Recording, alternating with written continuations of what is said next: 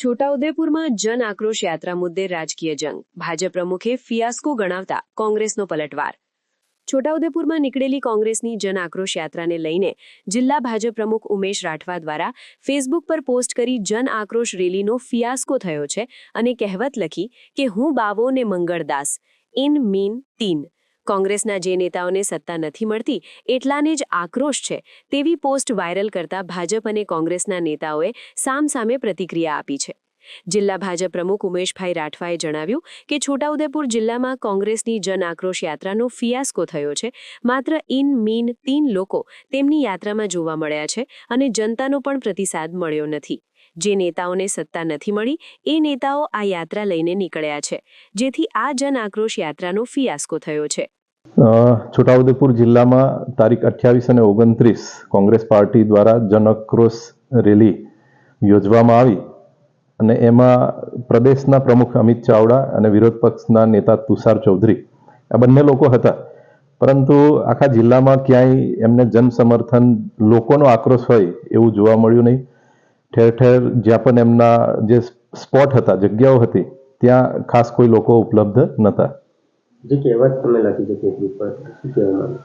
એટલે એનાથી એવું થાય કે બંને વિરોધ પક્ષના નેતા અને પાર્ટીના પ્રમુખ આવતા હોય તો બે ચાર જ લોકો એમાં જોવા મળે છે, બાકી લોકો નથી. તો એના સંદર્ભે આ એક કહેવત છે કે ભાઈ હું બાવો ને મંગળદાસ, બાકી કોઈ એમની સાથે છે નહીં એવું દેખાય છે. તમે આ યાત્રાનો ફિયાસ્કો માનો? હા, બિલકુલ. કારણ કે ઘણી બધી જગ્યાએ હું જાતે પણ સોશિયલ મીડિયા અને વ્યક્તિગત પણ જતા આવતા, છોટાઉદેપુર જતા આવતા જોયું તો ઘણી બધી જગ્યાએ માંડ 20-25 લોકો એમાં ઊભા હોય એવું જોવા મળ્યું છે.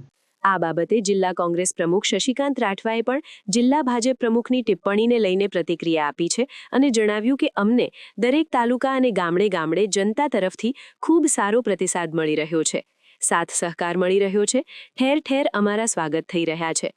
લોકો એમને પડતી મુશ્કેલીઓને લઈને રજૂઆત કરી રહ્યા છે. જન આક્રોશ યાત્રાને લઈને ભાજપ પ્રમુખે ટિપ્પણી કરી છે એ નબળી માનસિકતા રાખી રહ્યા છે.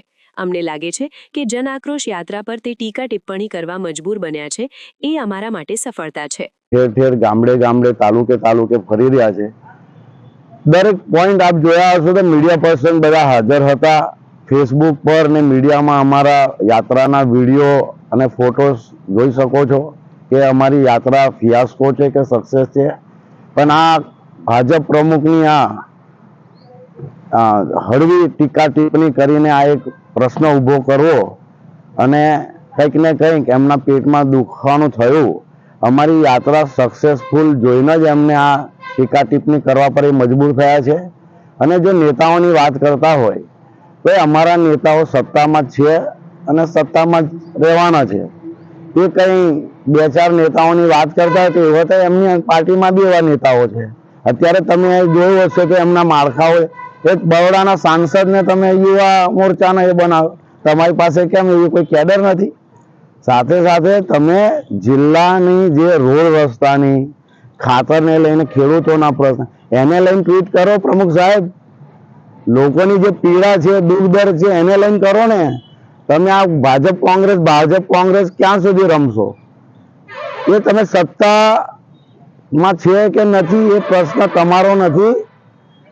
તમે છે ને લોકોના પ્રશ્નોને હલ લાવવા માટેની એ કરો.